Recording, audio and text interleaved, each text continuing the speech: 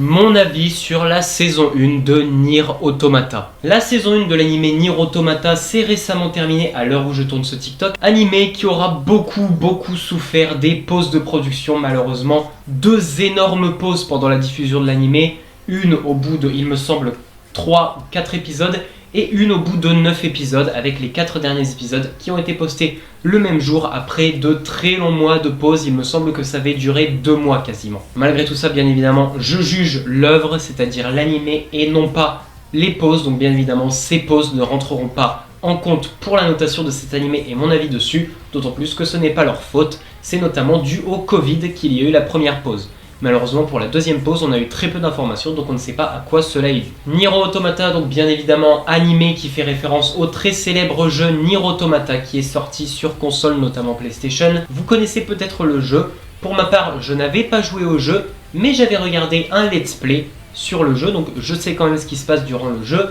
Mais bien évidemment je n'y ai pas joué. Et également, chose très importante à savoir, il n'est pas nécessaire d'avoir joué au jeu pour pouvoir regarder l'anime. Si vous n'y avez pas joué et que vous ne savez pas ce qui se passe dans le jeu, vous pouvez très bien regarder l'anime, ne vous inquiétez pas. Pour ce qui est de l'anime, l'histoire est très intéressante franchement. Elle est assez mystérieuse, il y a pas mal de lore caché. D'ailleurs dans le Nier Automata de base, il y a pas mal de lore caché. Et franchement ça fait plaisir, il y a beaucoup de mystères qui sont élucidés pendant l'anime. Il y a beaucoup de mystères qui ne sont pas encore élucidés. D'ailleurs à la fin de la saison 1, on peut voir un message à bientôt qui nous signifie qu'effectivement il y aura une saison 2 et de toute façon vu l'un des événements qui se passe à la fin de la saison 1 c'est sûr qu'il y aura une saison 2, on ne peut pas rester sans rien après ça, voilà.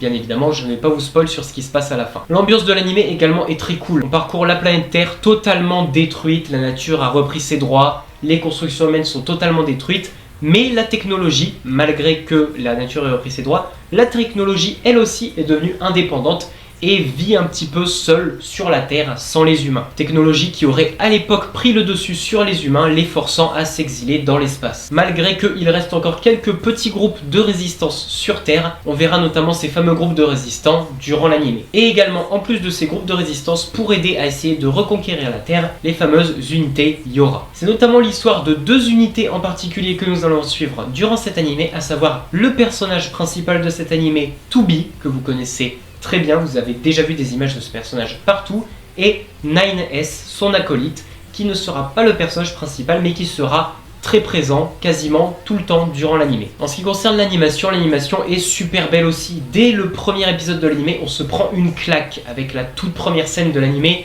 dans lequel ils se trouvent dans leur vaisseau. Franchement, l'animation durant toute la durée de l'anime a été super bien soigné. Je pense que c'est notamment dû aux nombreuses pauses, peut-être qu'il y a des pauses qui étaient nécessaires pour animer certains épisodes qui leur prenaient beaucoup de temps, mais en tout cas, il n'y a vraiment pas eu de travail rushé ou quoi que ce soit. Malgré toutes les pauses qu'on a eues, c'est un petit peu la peur que j'avais, que les derniers épisodes soient rushés, mais heureusement, du début à la fin, ça a été super soigné. Les décors sont magnifiques, l'utilisation de la CGI en 3D débat qui est très présent dans la communauté animée. La CGI ici est super propre, franchement, elle est utilisée à bon escient.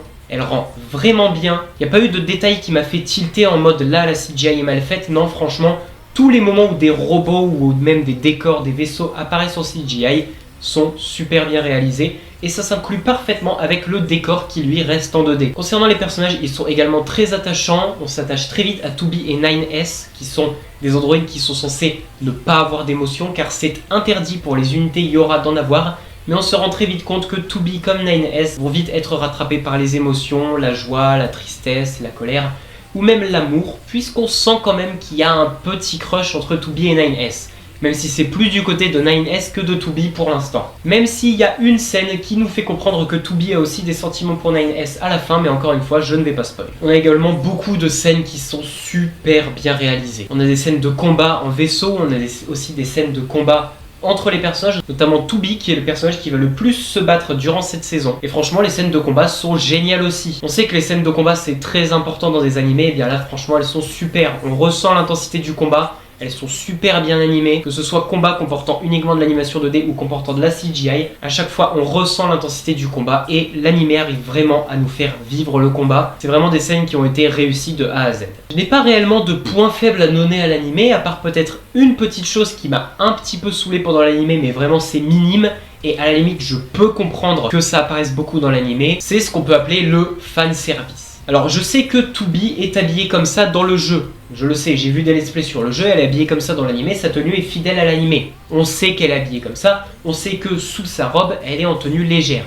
Mais le nombre de plans qui n'étaient pas nécessaires et le nombre de plans qui se focus sur son cul alors que ce n'est pas nécessaire, je n'ai pas compris. Il y a un nombre affolant de plans où on voit son cul dans l'animé et où la caméra se concentre sur cet endroit alors qu'on est des fois en pleine scène de combat. Pourquoi? Voilà, après comme je vous le dis, c'est minime bien évidemment. C'est pas non plus quelque chose qui m'a gêné au point d'arrêter l'animé bien évidemment. Mais voilà, c'est un petit truc qu'il fallait que je soulève parce que c'était du fanservice qui n'était pas forcément nécessaire. Il y a certains plans, c'était vraiment pas nécessaire d'insister sur cette partie de son corps. Et pour parler de ce qui est de l'opening et des OST en général durant l'animé, l'opening est franchement génial. Dès la première écoute, je l'ai adoré, franchement c'est un super opening.